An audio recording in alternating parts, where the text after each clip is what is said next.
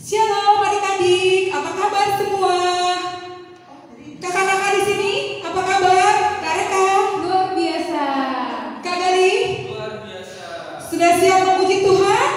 Siap. Oke, baiklah. Kalau sudah siap, mari kita memulai memuji Tuhan kita pada pagi hari ini dengan menyanyikan lagu Kasih-Nya Seperti Sungai.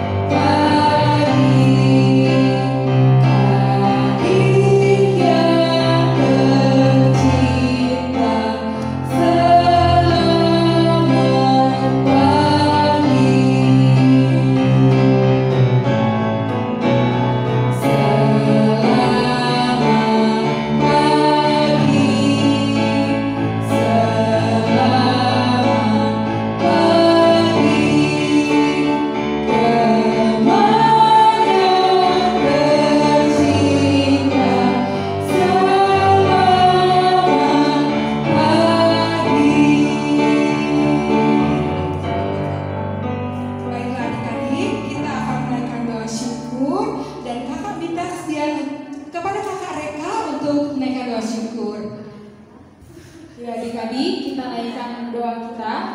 Tutup mata, lipat tangan. Tuhan Yesus, terima kasih ya Tuhan, kami boleh mengikuti ibadah sekolah minggu kami kembali ya Tuhan, meskipun masih melewati ibadah online, tapi kami tetap bersukacita ya Tuhan, karena kami yakin dan percaya Engkau hadir bersama-sama dengan kami. Ya Bapa, Engkau berkati ibadah kami hingga selesai. Biar kiranya acaranya bisa berjalan dengan lancar. Terima kasih Tuhan, dalam nama Tuhan Yesus kami berdoa dan mengucap syukur. Haleluya, amin. Amin. Oke, terima kasih kakak-kakak. Baiklah adik-adik, masih bersemangat untuk memuji Tuhan? Oke, kalau masih bersemangat memuji Tuhan, kita kembali bernyanyi ya. Kita akan nyanyikan lagu Ada Satu Sobatku Yang Setia. Tahu semua ya adik-adik lagunya, jangan lupa gerakannya ya. Oke kakak. Ya. Semangat adik-adik.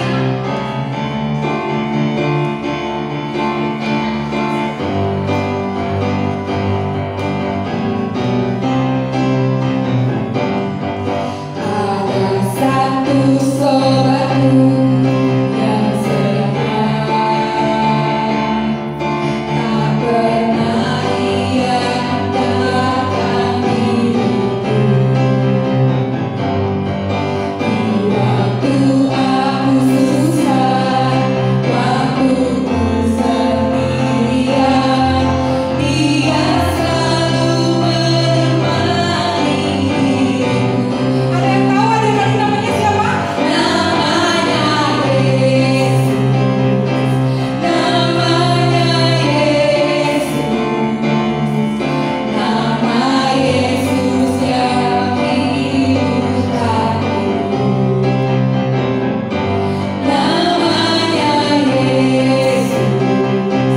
Namanya Yesus. Namanya Yesus. Nama Yesus yang menghibur hatiku. Oke. Terima kasih Kakak Esai. Sekarang tiba waktunya kita mau mendengarkan cerita ya Kak ya? Ya kan? Kita akan mendengarkan cerita firman Tuhan dan kita siap-siap untuk mendengarkan firman Tuhan.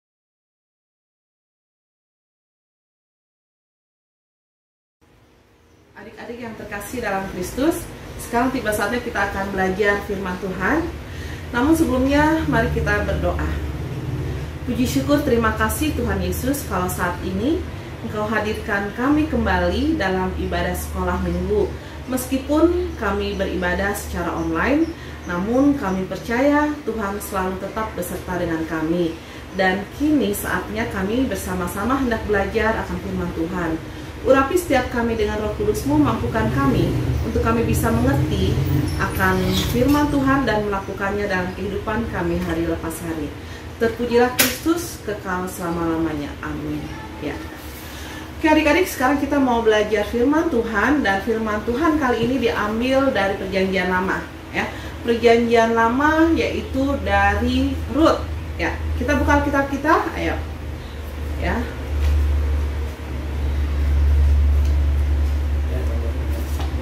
Oke, ya. Rut 2 ayatnya yang pertama sampai dengan yang ke-23. Oke. Demikian pembacaan firman pada saat ini ya adik-adik yang terkasih dalam Kristus. Kita perlu tahu sebelum cerita tentang Rut yang pada saat ini kita baca bersama, sebelumnya Rut itu tinggal bersama dengan Naomi, ibu mertuanya, dan juga bersama dengan Elimelek dan juga suaminya.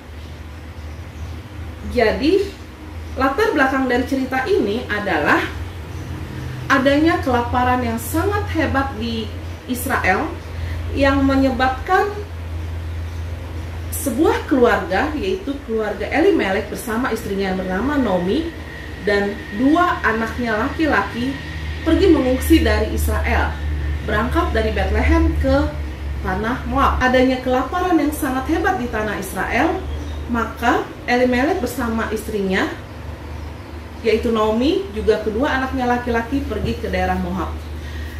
Setelah mereka mengungsi ke daerah Moab, tinggal di Moab, sampai akhirnya anak-anak laki-lakinya tadi menikah dengan para gadis yang ada di daerah Moab, yang dinamakan Mahlon dan Kilion. Jadi Mahlon dan Kilion ini adalah anak-anak dari Elimelek bersama dengan Naomi istrinya. Nah, Mahlon dan Kilion, anak laki-laki ini kemudian mendapatkan istri di daerah Moab. Siapakah istri-istri mereka? Yaitu Orpa dan Rut. Mereka tinggal di Moab. Elimelek, suami dari Naomi itu meninggal dunia. Dan ternyata bukan hanya suaminya dari Naomi yang meninggal dunia, tapi kedua anak laki-laki Naomi sendiri pun meninggal dunia. Maka Naomi memberikan saran kepada kedua menantunya itu untuk kembali ke rumah mereka masing-masing. Lalu apa yang terjadi? Orpa, salah satu menantu dari Naomi itu, mengambil keputusan untuk kembali ke tengah-tengah keluarganya yang ada di Moab tersebut. Beda halnya dengan Rut. Rut tetap bertahan bersama dengan Naomi. Dia tidak mau kembali ke tengah-tengah keluarganya. Dia mau selalu mendampingi Naomi, ibu mertuanya itu. Sehingga Naomi pun mengambil keputusan, oleh karena sudah tidak ada lagi suaminya dan juga anak laki-lakinya, kedua-duanya, dia mengambil keputusan untuk kembali ke Israel. Sekembalinya Naomi bersama dengan Rut di Israel, kehidupan harus terus berlanjut. Naomi tetap membutuhkan untuk makan bersama dengan Rut. Lalu apa yang dilakukan oleh mereka? Dalam hal ini, Rut yang merupakan menantunya dari Naomi, dia berkata kepada Naomi untuk dia mau bekerja ke ladang. Ia mau bekerja ke ladang dalam arti bekerja di sini. Ia mau mengambil bulir-bulir gandum, ya, bulir-bulir gandum yang terjatuh di ladang. Kemudian dari bulir-bulir gandum itu, ya, dari helai-helai gandum itu, dia mengumpulkannya untuk kemudian dia bawa untuk bisa dibawa pulang kepada mertuanya, ya, dan untuk menjadi makanan buat mereka. Jadi dalam hal ini, Rut sebagai menantu Naomi itu adalah menantu yang baik karena dia berusaha untuk membantu mertuanya yaitu Naomi untuk bisa mendapatkan makanan, ya, dengan cara dia pergi ke ladang dan memungut jelai. Pada saat Naomi itu sedang melakukan pekerjaannya dengan memungut jelai-jelai yang tertinggal ataupun yang terjatuh, ya, yang ada di ladang itu, ternyata ladang di mana Rut itu melakukan pekerjaan itu adalah ladang miliknya Boas. Dan ternyata lagi Boas itu adalah masih merupakan kaum Elimelek. Jadi masih ada hubungan saudara atau kekerabatan dengan almarhum suami dari Naomi.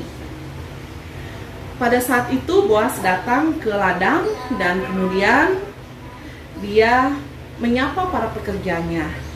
Tuhan kiranya menyertai kamu. Kemudian para pekerjanya pun menjawab, Tuhan kiranya memberkati Tuhan. Di sini dikatakan bahwa ternyata sikap Boas itu adalah sikap yang ramah terhadap para pekerjanya. Dia tidak sombong meskipun dia seorang pemilik ladang. Dia tetap menyapa dengan baik para pekerjanya. Untuk kemudian para pekerjanya pun dengan senang hati bekerja pada tuannya ini. Boas menanyakan kepada pengawas, ya, pengawas yang ada di ladang itu tentang Rut tadi, siapakah perempuan ini, ya, dan diberikan penjelasan oleh pengawas itu bahwa ternyata Rut itu adalah orang Moab, ya. Dia adalah perempuan Moab yang berusaha untuk mencari berkas-berkas jelai di ladang, di belakang para penyabit-penyabit, ya. Kemudian dia bekerja tidak kenal lelah dari pagi hingga petang dan tidak kenal untuk berhenti, ya, karena dia membantu mertuanya yaitu Naomi. Di situ Boas pun bersikap baik terhadap Rut. Dia pun menyapa Rut. Selain menyapa, apa yang dilakukan Boas? Boas juga memberikan rasa aman, rasa nyaman kepada Rut, ya. Dalam bentuk apa? Dia mengatakan pada Rut bahwa supaya Rut itu jangan pergi ke ladang lain, tetaplah di sini biar aman. Kalau ladang lain khawatir nanti dia tidak terjamin keselamatannya, ya. Dengan di sini Boas sudah memerintahkan kepada para pekerjanya, kepada setiap laki-laki yang ada untuk tidak mengganggu dia. Dan dia pun bahkan dapat sepuasnya ataupun dengan bebas mengambil helai-helai dari jelai yang ada, ya. Jadi bulir-bulir jelai yang ada itu bebas dia untuk bisa dipungut oleh Ruth. Selain itu, pada saat makan siang pun Boas menawarkan Ruth untuk bersama-sama makan siang.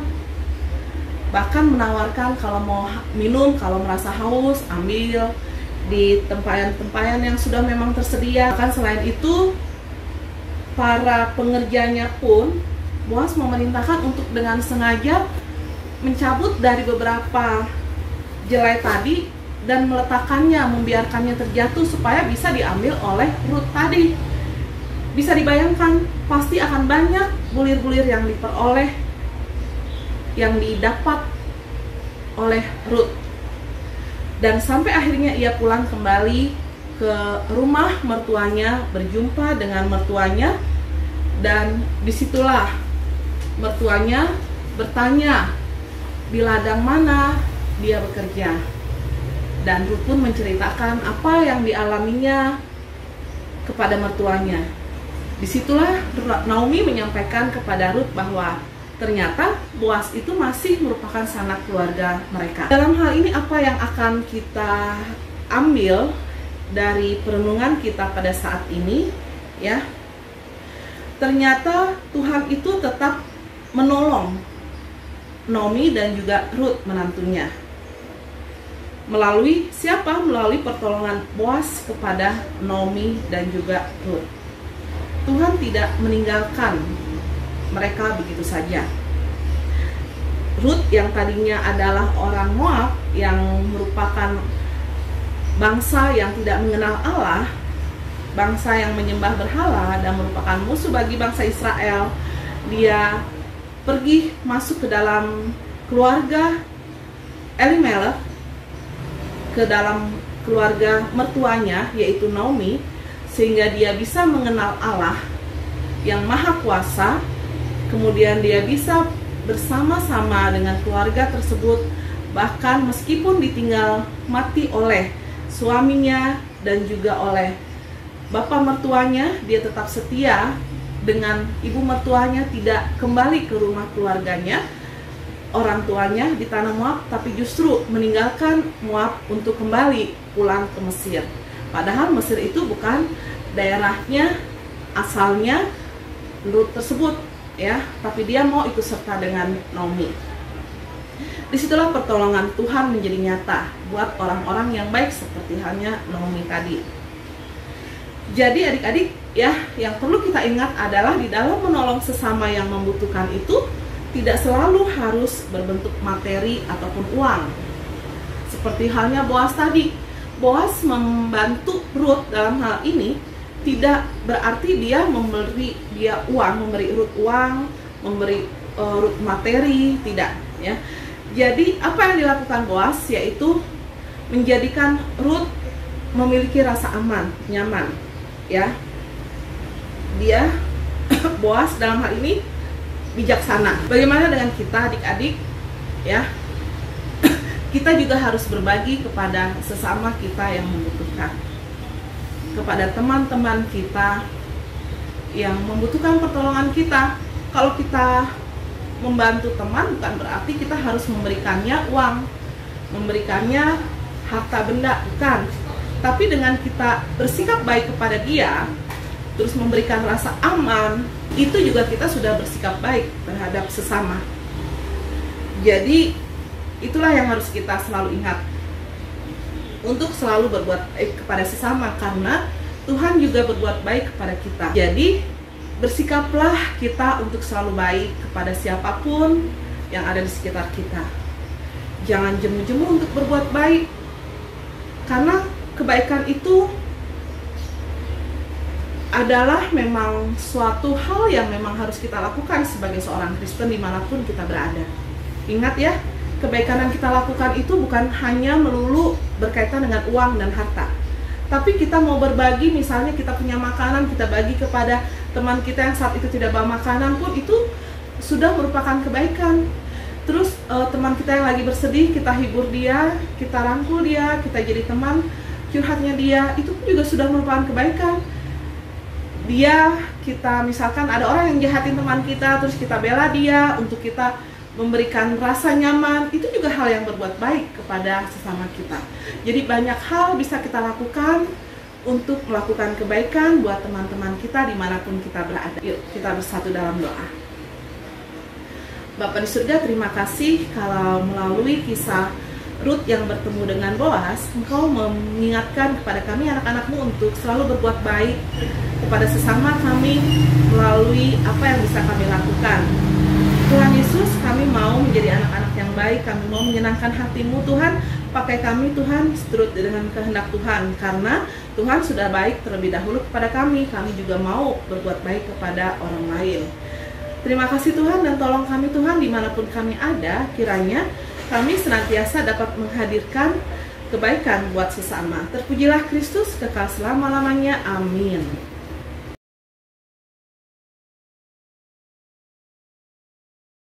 Baiklah adik-adik, kini tiba saatnya kita akan memberikan persembahan.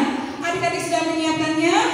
Oke, kalau sudah menyiapkan persembahannya, nanti bisa adik-adik titipkan ke mama papa, dan mama papa bisa berikan ke gereja. Dan untuk mengiringi persembahan kita akan naikkan pujian kita, Aku Diberkati.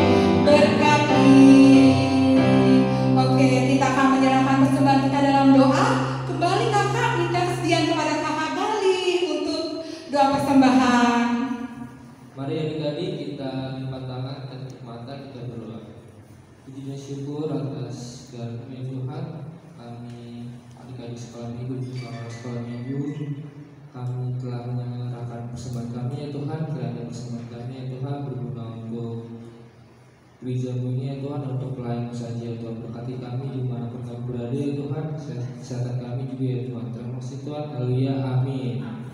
Oke, terima kasih Kak Gali. Kini tiba saatnya kita akan mengakhiri ibadah